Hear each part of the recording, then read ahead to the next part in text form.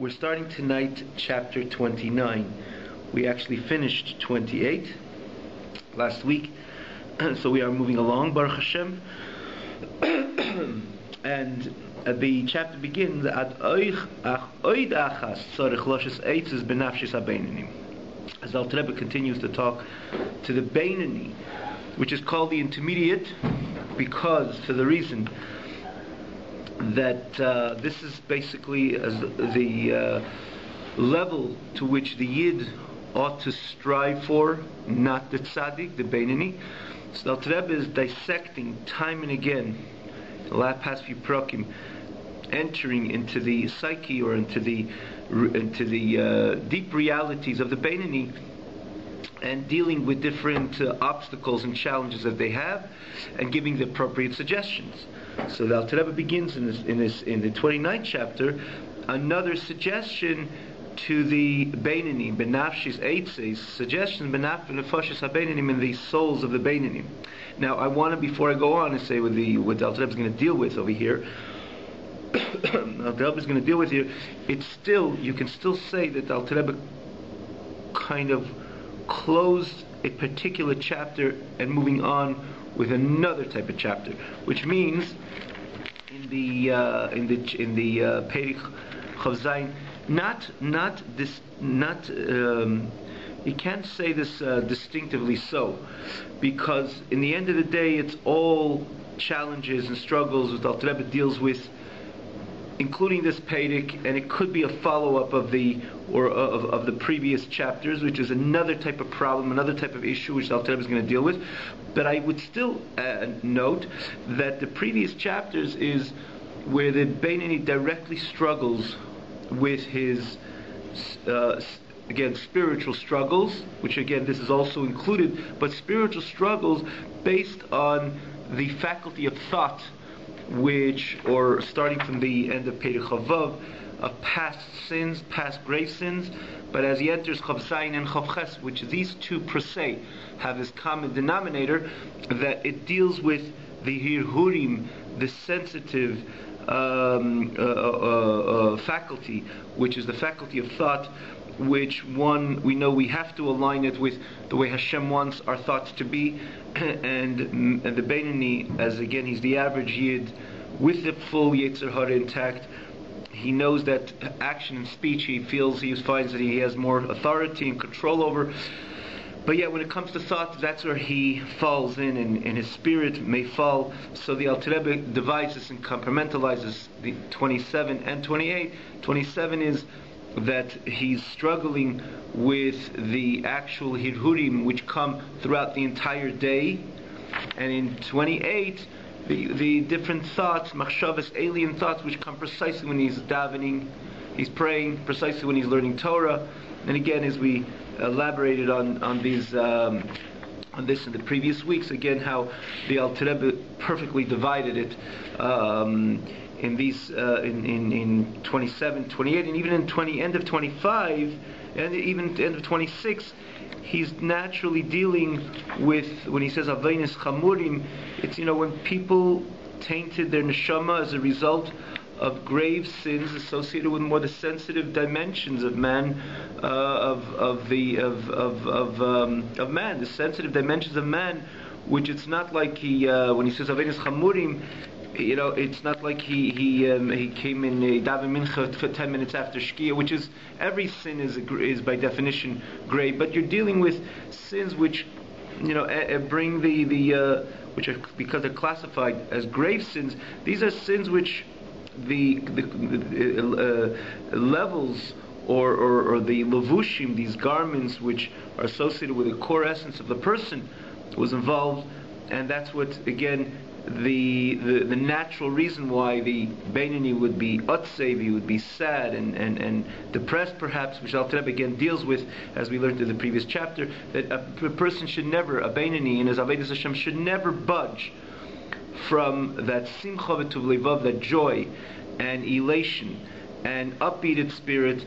It's crucial, it's important, it's vital significant that he keeps it throughout. The different suggestions that Rabbi gives, despite the different challenges or different reasons which on the onset they seem to be justifiable to bring the person's spirit down. The Alter Rebbe starts, for that matter, in the beginning of Chit 26. He deals with physical challenges or challenges associated with our physical well-being, and then he goes on to the our spiritual well-being, which are also challenging, and they do on the onset, or there's so many good reasons perhaps they should challenge our joy and our elation, which the Alter Rebbe points out how crucial it is that we maintain this simcha in order to be successful in our service to God.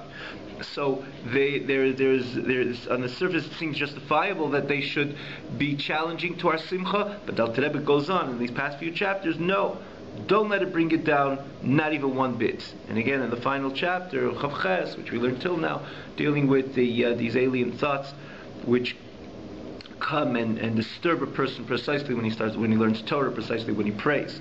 So that the Alter Rebbe closes this, and he begins and closes this idea. Now he begins in Perek Chav Tes another idea, which is the Beinoni is challenged with, and as a result, Alter Rebbe is Lashis Eitzeis, gives him the suggestion to these Beinonim, which they have the following problem. What is the problem?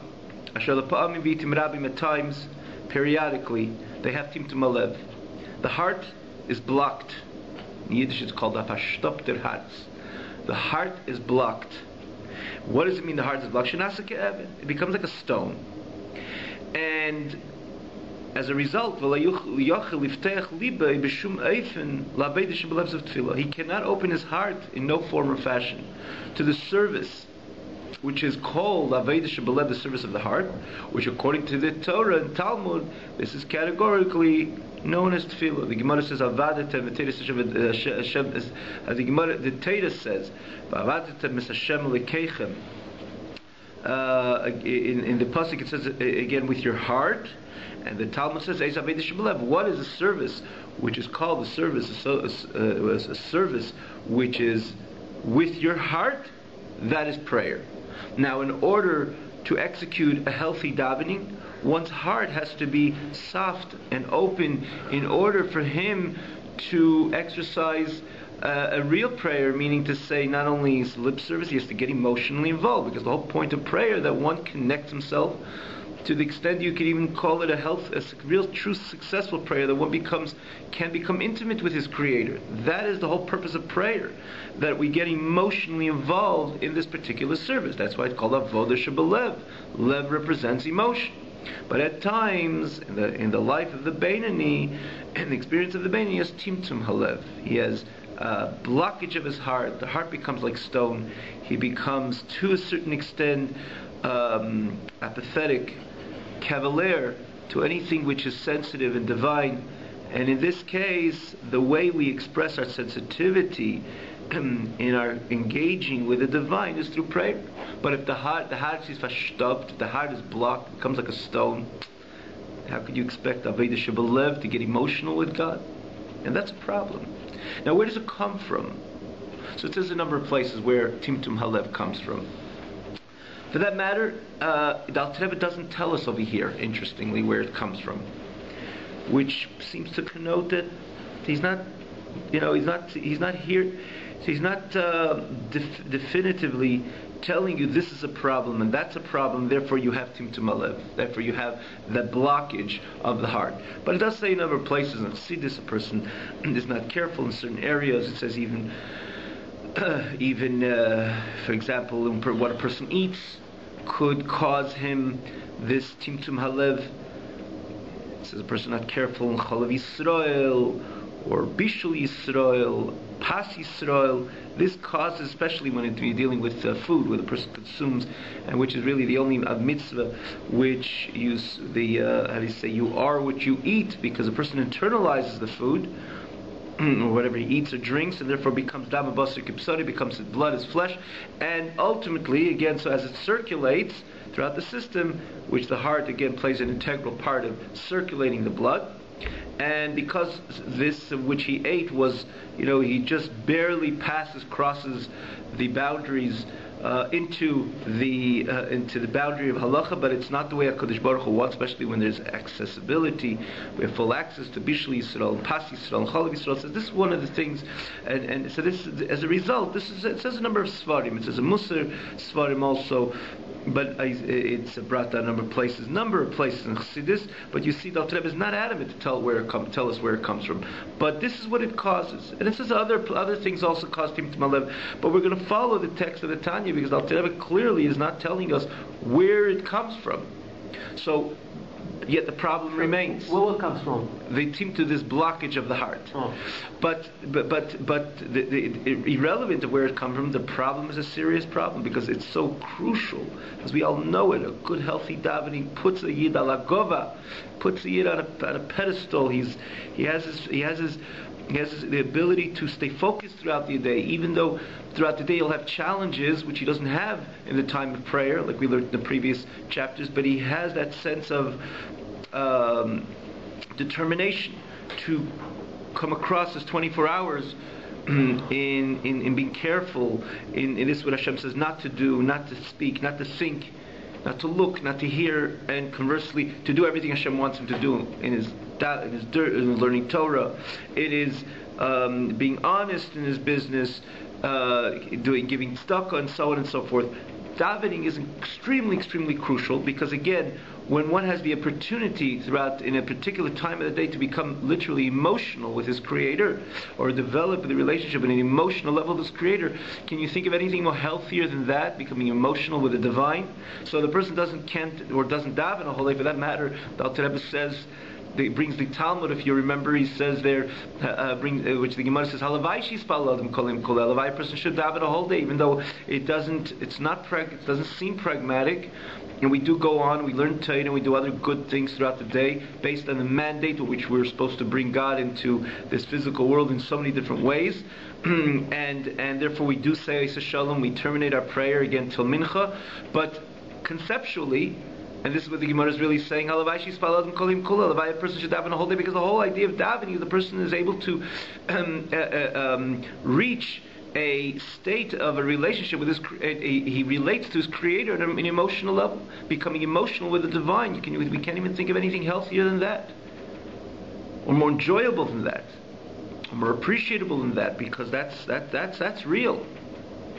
And so even when the person doesn't daven throughout the entire day, but it gives him focus, it is, especially when it comes to the Beinoni, which is on the battlefield, it is constantly in the arena between, again, fighting the Yetzer Hara, and he needs that dosage of a real connection or emotional connection with the Almighty in order for him to make it easier for him to stand with firmness and determination throughout the entire day, not to chas v'shalom violate any mitzvahs leisaseh, and to move on with every mitzvah say, and to do everything, all mitzvahs say, all the positive mitzvahs correctly, rightly, and scrupulously, etc.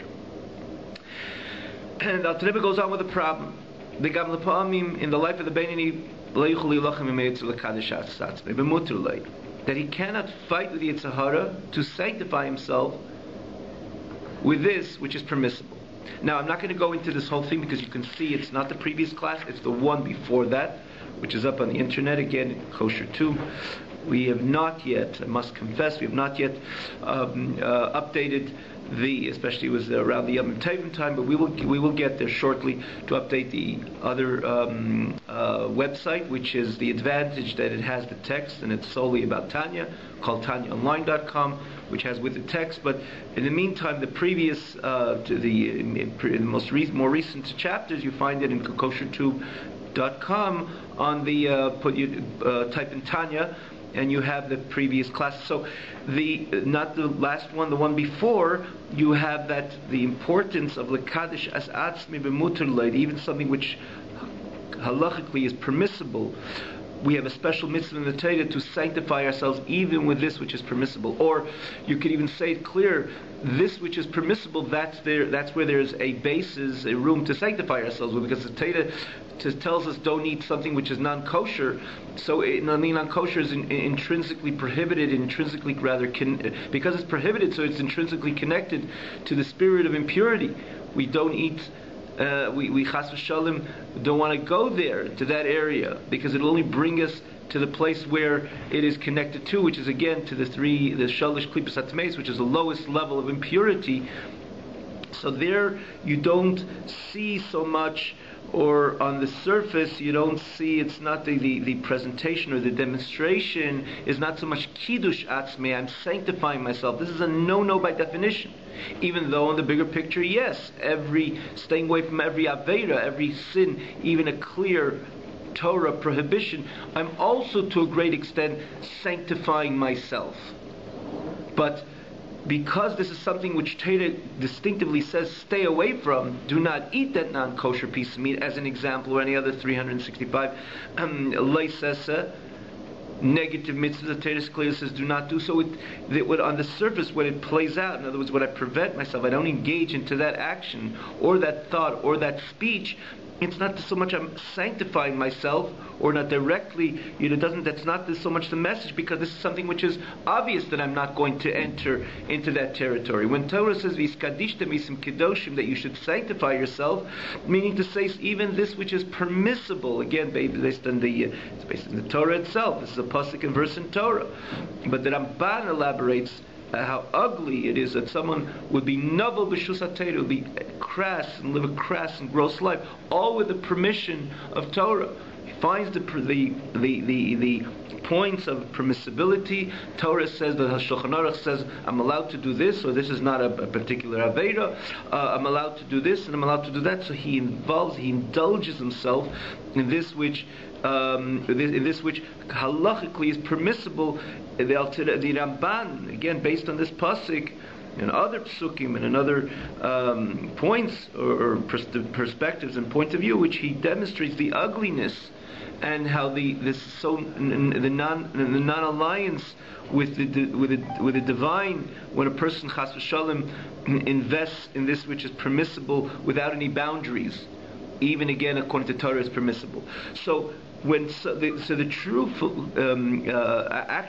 realization and actualization of, or implementation of the hiskadishtim sisim kedeshim is precisely when something which is according to Torah mutter, it's permissible, because I know I have to be sanctified, I have to live a sanctified life. So even this which is permissible, I'm mikadesh atzmei, I sanctify myself. What is the problem over here that Rebbe is focusing when he's dealing with the Beinani? That when it comes to something asur, something which is prohibited, obviously if it's prohibited, the Beinani will never go there, because the moment he goes there, may be even in thought, not only in action or in speech, but maybe even in thought, he's no more a Beinani. He's by then a Rasha.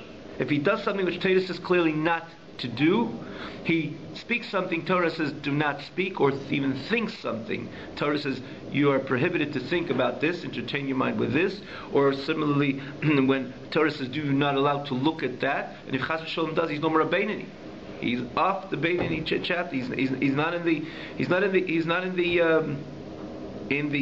category. You can't categorize him as a Beinani anymore, because he chas v'shalom, Rachmana litzlan, rather, God forbid, God should save us from any sin. He violated, he transgressed. He's no more a Beinani. As we said, the Beinani is someone le'over v'le'yaveh. He never does an Aveda, never did an Aveda, we never do an Aveda. How does that work together with somebody who wasn't a Beinani, for him to be a Beinani? From again, we dealt with that at the time, but on the overall, at the state of the Beinani, at the present state of the Beinani, he's someone who chas v'shalom never violates. But the problem over here is that not la'yuchali lachem, he can't fight with the Yetzer Hara, which tells him chas v'shalom to do something wrong. He's a Beinani. Certainly there he has the full strength and determination to fight with the Yetzer Hara, not to violate. The problem is, where is their weakness? Their weakness in something which Torah says is mutter, is permitted. So when he engages with this which is permitted, he eats something which is permitted, again, he doesn't need it, or it's not something that he he can do without it, put it this way, and in his good times he would sanctify his life, his soul, to stay away from this even which is permitted. But at this particular moment, he doesn't have the encouragement, or he doesn't have that motivation to fight with Yetzer Hara, to sanctify himself with this which is permitted. So he doesn't lose his status as a Beinoni, because he's dealing with this still with a permissible, and therefore he doesn't lose the status of a Beinoni, but it's not a perfect Beinoni, because a Beinoni has to fulfill even this mitzvah of Vis Kadishtim Misim Kedeshim. The only thing is, so one's going to say, oh, so he's violating Vis Kadishtim Misim Kedeshim, so how could he be a Beinoni again? Now he's a Rasha. But it's not a question, because I heard someone ask me this question.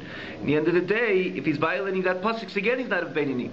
But it's not a question, because the whole basis of Vis Kadishtim Misim Kedeshim, sanctify yourself, it's a gray area. It's an area which you know at this time it's not for you. You need not to do that. You need not to eat that. In other words, it's not something which is intrinsically prohibited, which is common, or this is the thread which crosses all the other sins. In this case, it's the same piece of bread or the same sandwich which at certain times not only I'm allowed to eat it, I must eat it, because I have to look after my soul. I'm quoting the pasuk, I have to look after my body. So I cannot chas v'shalom starve my body. I have to eat periodically. So the same sandwich could be something good, but if it's extra, the same sandwich could be something which borders the Vis Kadishim Misim Kedeshim. So you cannot say that he's clearly violating, which would disqualify him from him being a Beinoni, because in the end of the day you're dealing with something which is essentially mutter, essentially permitted. In the other hand, he's not a perfect Beinoni, because a perfect Beinoni is careful. He's Kadeshim. Again, he continues in good times, he sanctifies himself, he stays away from this which is extra, and certainly doesn't indulge himself in this which is permitted, in the permissible. But in this case, he's having these challenges. That why? Because of a certain heaviness in his heart. His heart is not light. In order to practice this verse, or to implement this verse of Vis Kadishim Misim Kedeshim, which means sanctify yourself and truly be holy. So what is the suggestion? These are two problems that Alter Rebbe is dealing with. One, he has this blockage in his heart. He cannot engage in a healthy emotional prayer, or a healthy attachment to his emotional attachment to his Creator, which is again the idea of prayer. And again, as additional to that, perhaps they're really connected one with each other. The Alter Rebbe says Vigam, and isn't directly connected, but he says at times he cannot fight with his Yetzer Hara, but again, not in the context of a clear sin, but to sanctify himself with this which is permissible. What is he supposed to do?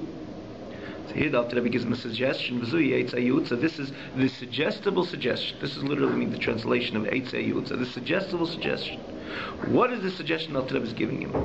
Brought Zohar HaKodesh. Zohar HaKodesh says the Amar Rav Mesifte Began Eden, the Rav Mesifte Began Eden, the Rosh Hashiva of the Yeshiva in Gan Eden. You know there was a Yeshiva in Gan Eden? There's Yeshiva in Gan Eden, Yeshiva down here, Yeshiva in Gan Eden. People sit. I want you to answer the question yourself. There, if we learn Chassidus over here in this world, you can, in order to see the Pnimius, to see the inner dimensions of the Nigla the Teda, the Maila and Gan Eden, it's Kulei Pnimius. It's all about learning the Pnimius. Obviously, it's based on everything a person learned down here, but there's Kulei Pnimius. So I want you to answer the question yourself. But in the end of the day, there is a yeshiva in Gan Eden, and it says in Zohar that just like down here in this world there's a Rosh Hashiva, there's a Rosh Hashiva there as well. Who is the Rosh Hashiva? I hope we don't know. None of us know for a long, long time. And Bez Shem, that Rosh Hashiva will come down to this world, because we're all waiting for Tchias HaMeisim, for the resurrection of the dead, which is supposed to happen so soon. So we'll find out who it is the other way around. He'll come down. So who's the Rav Mesifta? What does he say? He says like this: what is the best material which is susceptible to fire, to a good fire? Any child will tell you a good piece of wood. Wood is the most susceptible to fire. In other words, not just like a gas or something. I mean, there's something which could maintain the fire, Fire penetrates, burns nicely. You want to put together a bonfire. You buy some good wood, good dry wood. How do you light the wood? The thinner the wood is, the easier it lights. Start with twigs, they put a bigger piece. Someone's going to say, if wood is something so good, and it's something so easy, or something so susceptible to fire, so what do I have to take the wood and break it? To take a big log? Okay, let's take it. Let's give it. Let's establish that the log is dry. Because a wet piece of wood, the water fire doesn't catch because fire and water usually doesn't go together. Granted that the log is wet. He says, but what do I have to break the log up? If it's broken up to pieces, the fire catches so easy and it burns so nicely. So I'll take the log as it is, without breaking it, and try to make a bonfire with a huge log. You know how it's going to work, how it's not going to work. Because it's true that the material of wood is what's so susceptible to fire, or carries the fire so nicely. But the truth of the matter is not only the wood. It's the wood when it's broken up into pieces. That's when it holds the fire and it carries the fire so nicely. So he says like this, just like a log down here, dry log, it's fine. I mean, from the perspective of the material, it's perfect. But the fire doesn't catch. So what do? So he brings there, it's interesting, to bring a mashal, he brings an example from this very world. That a log which doesn't, a thick piece of wood, which the fire does not hold on to it, doesn't carry the fire. So what do? Ask any child. He says, what do you mean, what do? Break it into pieces. Then the fire will catch. So it says in Zayar that this Rosh Hashiva in Gan Eden said, what is the nimshal? He says like this, Gufa d'lisali ben hered in nishmasa, a body which the fire of the neshama does not hold on to it, do the same thing. Mevachin lay, crush it, and then it'll hold the fire. And what does it mean? This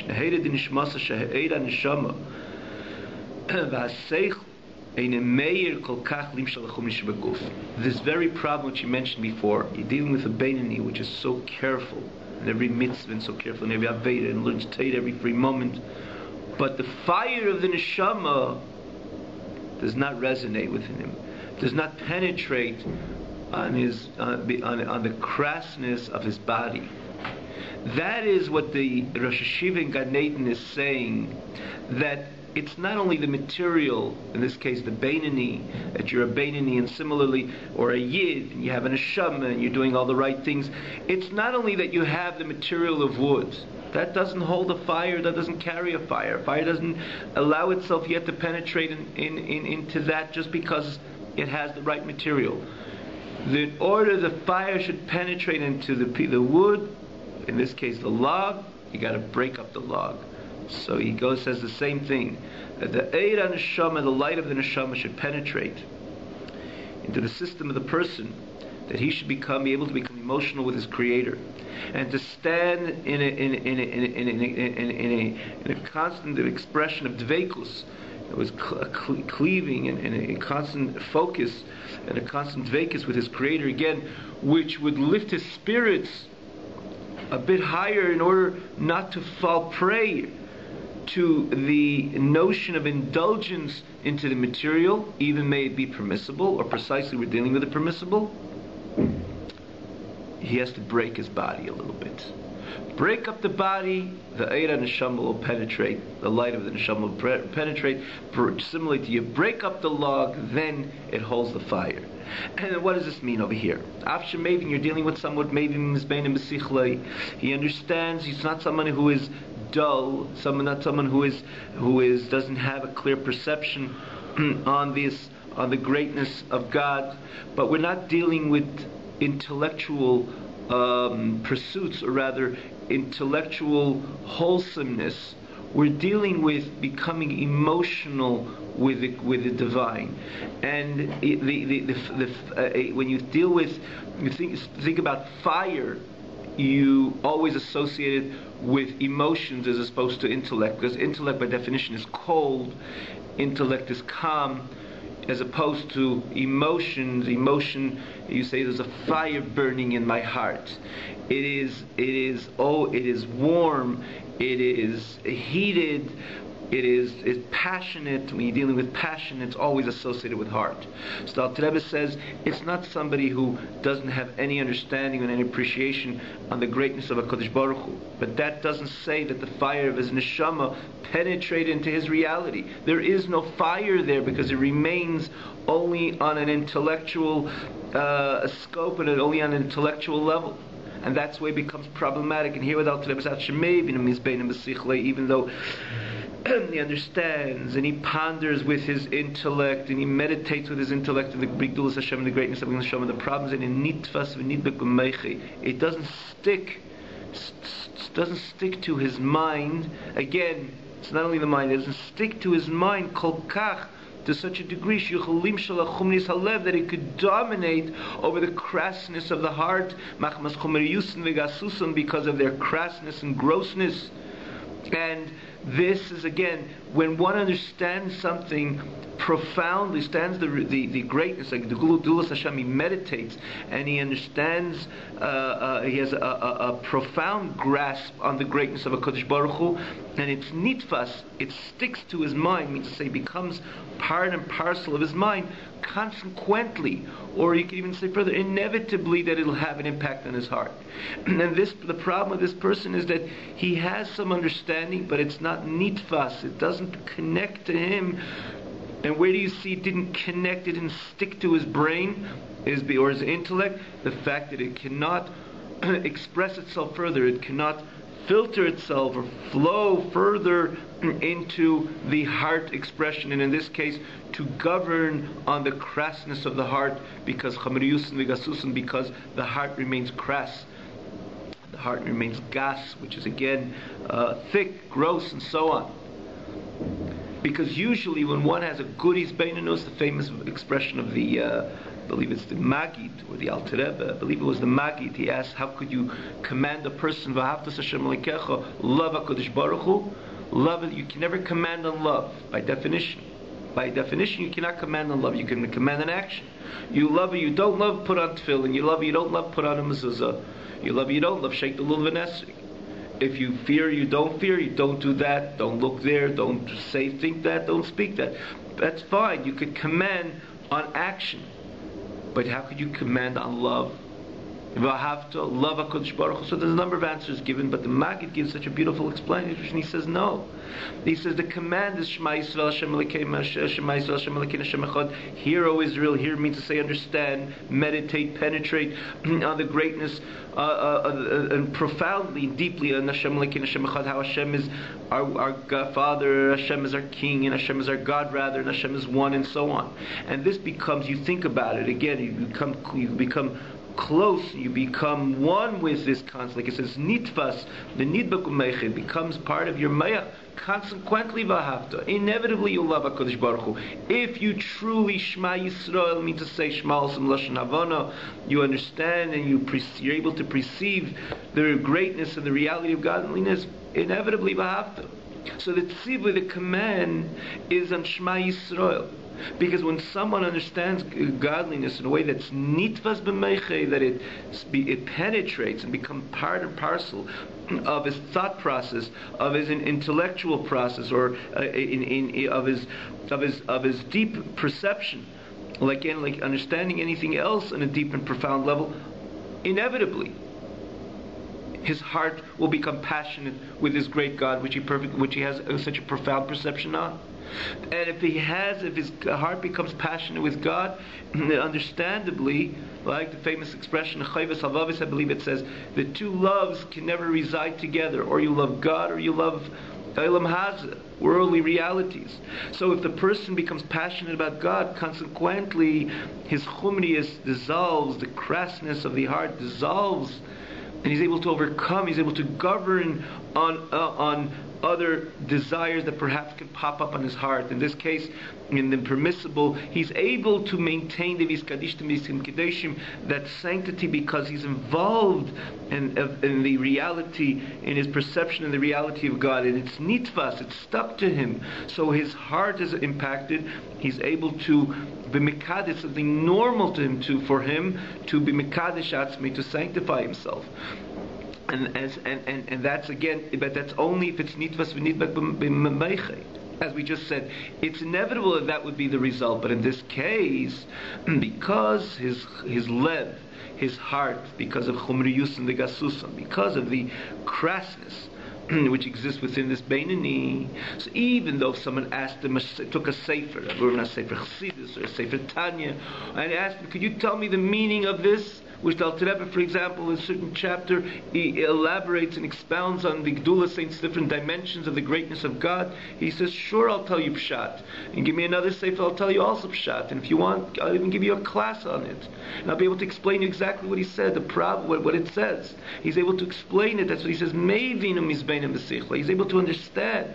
The problem is, it's klept sich nicht in Yiddish, it says. It doesn't become part and parcel of him, and therefore it doesn't have the impact for him to govern over the chumris halev, over the crassness of the heart. And what is the reason? The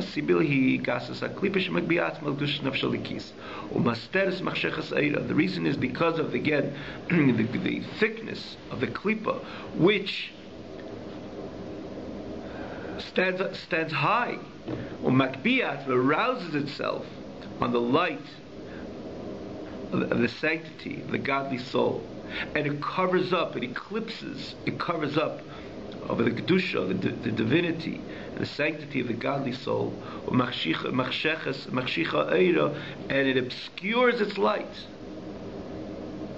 In other words, even the counterpart, the forces of evil, as we said, we had in the previous chapter also, or the previous chapters, in the end of, namely in the 27th chapter, the notion that Klipa is like a nesha, like an eagle, which arises itself and tries to darken the light of kedusha. And in this particular case of this particular Beinani, the reason why it is not sticking to him, in other words, his Beinanus, the meditation on the reality of God, the Shema Yisrael Hashem Elokeinu Hashem Echad, is not sticking to him, is because of the gas HaKlipa, the thickness of the Klipa, which arouses itself over and tries to elevate itself over the light of the sanctity of the Nefesh Elikis, and again it obscures its light, and it eclipses its energy and its force. And what do? So this is going back to the lesson of the Mesifta, the Rosh Mesifta, the Rosh Hashiva in Gan Eden. And he said, just like a log, the material is right. It is a piece of wood, and it's a dry piece of wood. But in order for the fire to penetrate, it should carry the fire nicely, you have to break it. Similarly, we have to crush the klipa, crush this chumri, crush this gases, this thickness again of the klipa.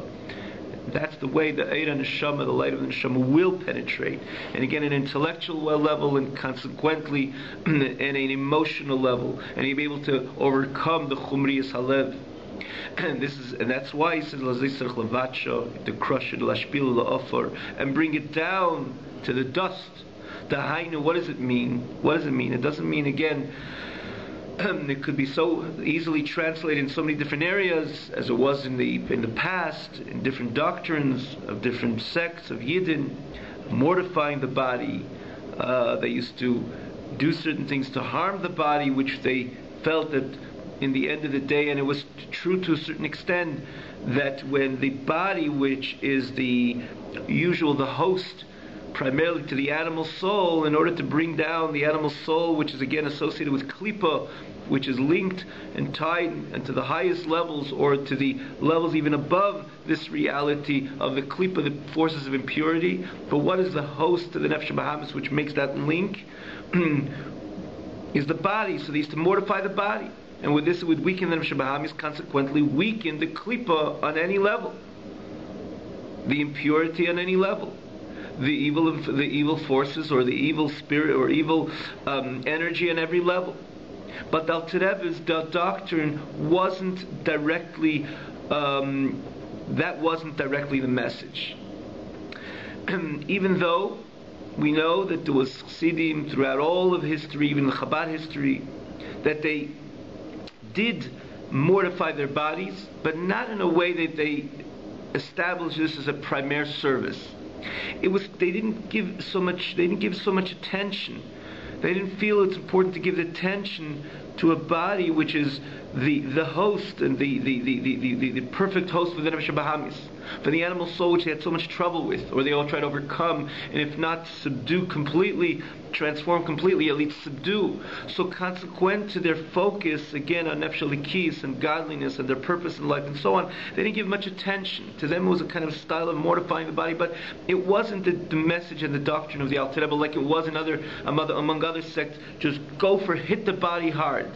They used to roll in snow and so on and so forth. Again, this is a certain way. I mean, like we not said, we can understand it or relate to it, but to some degree appreciate it. That if we're here to serve God, and the animal soul which is representing the animalistic desires and pleasures and so on, it's constantly interfering with the godly soul, and the body is the primary host of the Nefesh Bahamis.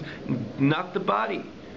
And then you weaken the animal soul. You weaken the animal soul. You weaken again whatever the animal soul receives its energy, which the forces of evil, the forces of Klipa and Sitracha, the other side is called again the impure forces.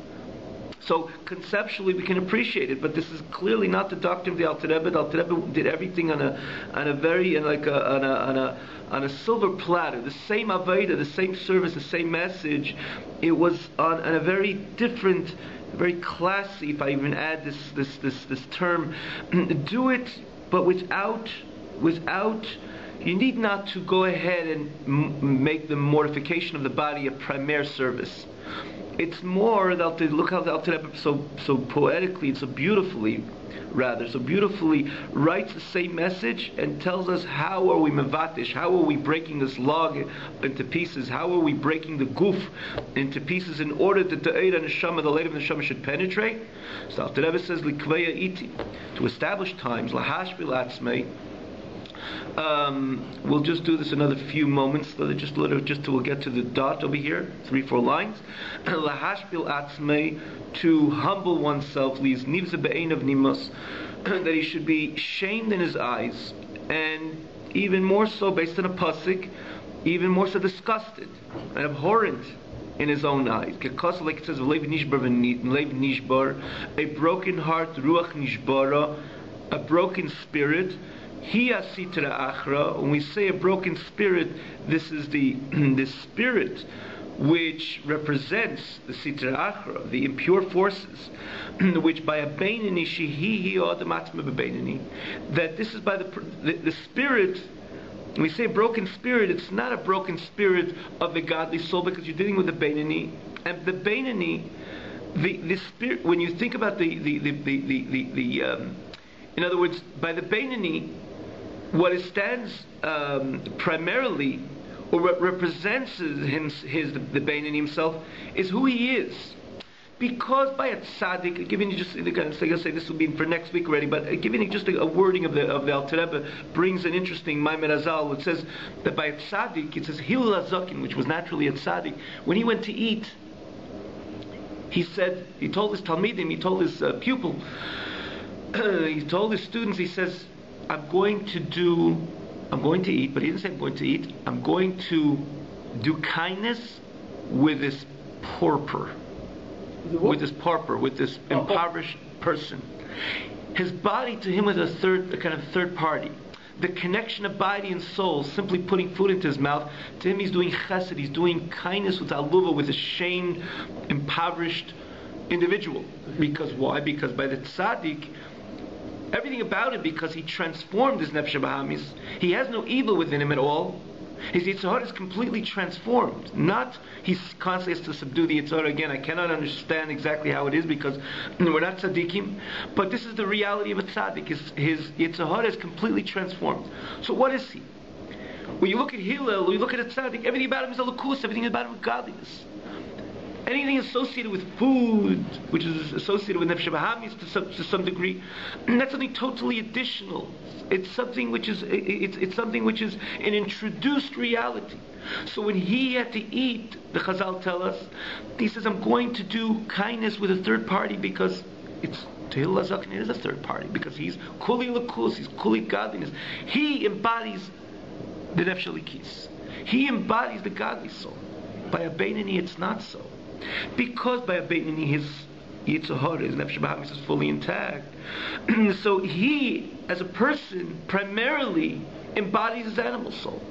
So when David HaMelech was saying in Tehillim, and he's crying to HaKadosh Baruch Hu, and he's telling HaKadosh Baruch Hu that Leiv Nishbar, have a broken heart, it was the breaking of a godly spirit, God forbid. David HaMelech, to become close to God, would not break a godly spirit. He's talking about his spirit at that time, which he said, that's the spirit of my animal soul, and that should be broken. And same thing when he said about, that was a broken heart. And same thing when he said about Ruach Nishbara, a broken spirit, he would not speak in a virtuous term of breaking a godly, holy spirit. You don't become close to God breaking a godly, holy spirit. Quite on the contrary, you keep the godly spirit wholesome. And when David HaMelech was pinpointing the Ruach Nishbara, the breaking of the spirit, which brings a person close to God, he's speaking about the spirit of the Beinani, because the Beinani spirit primarily embodies the animal soul. His body embodies the animal soul. His emotions primarily embody the animal soul. His spirit is the spirit of the animal soul. So when you say Ruach Nishbara, a broken spirit, that is a positive thing, because by a Beinani, that's the Sitra Achra. It's breaking the spirit of the Sitra Achra, which by a Beinani, that's the person himself. As he says, concludes the final line, the godly, the animal soul, which vitalizes the body. As we said time and again, by a Beinani, he never got rid of it, he never even fractured it. It's it stands with the same strength as the person was born. In the innate strength it remains throughout the whole life of the Beinani until this God decides to upgrade him. Nimtzahi Adamatzme, the Beinani, this is himself. So this is the person himself, as opposed to the tzaddik. So when you have the Ruach Nishbara, you have a broken heart. What is breaking over here? Breaking is the spirit of the Klipa, which is again embodied by the Nefesh Bahamis, which Nefesh Bahamis is hosted, embodied by the physical body of the Nefesh Bahamis. So if he has a heart, his heart is primarily hosting the spirit of the Nefesh Bahamis. So when you have Leiv Nishbar, a broken heart, it's you're breaking the spirit of the Nefesh Bahamis, which is again the link or connected to the energy and the spirit of the impure forces, which are usually Magbi Atzma Kanesher, which arise like an eagle, like the Rebbe says in the beginning in 27, to obscure the light of the Nefesh Elikis. So when you break it down here on this level, and again by a broken heart, by a broken spirit, with this you're minimizing, you're disintegrating the negative energy again, which is of the Nefesh Bahamis, the passion of the Nefesh Bahamis, to be a behema. And consequently, or simultaneously, you're obliterating, or you're bringing down, you're disintegrating the spirit of the impure forces which are hosted by the Nefesh Bahamis, or which the Nefesh Bahamis represents. That's the Leiv Nishbar by a Beinani. And the same thing when you talk about Ruach Nishbar, a broken spirit, which the Alter David HaMelech says, that's why Hashem, please, because I have a Leiv Nishbar, I have a broken heart and a broken spirit. That's a reason that you should connect to me, David HaMelech says in the famous chapter, the famous kapitel in the famous Psalms of 51. And this is what the Alter Rebbe is saying over here. It's not about mortifying the body, which again, one could appreciate because the body ultimately, as we just said, hosts primarily Nefesh Bahamis. It's a matter of understanding, explaining to the person, feeding to himself this information, that there's no reason that something should stand with such chutzpah, not only legitimacy, but chutzpah, to try to obscure and obscure the light of the Nefesh Elikis, to try to darken the Eir HaNeshama, the light of the Neshama, that notion that the person could understand that it's only chutzpah, and therefore he feels humble within himself, and shamed in his eyes, and more so nimas, disgusted and abhorrent in his eyes, which is again tantamount to the leib nishbaruch nishbara, to the broken heart and the broken spirit. This ultimately is ultimately breaking apart the guf, which again the Rosh Hashiva in Gan Eden said, similar to breaking up the log, in order that the Eir HaNeshama should ultimately penetrate and maintain the fire. Have a good night.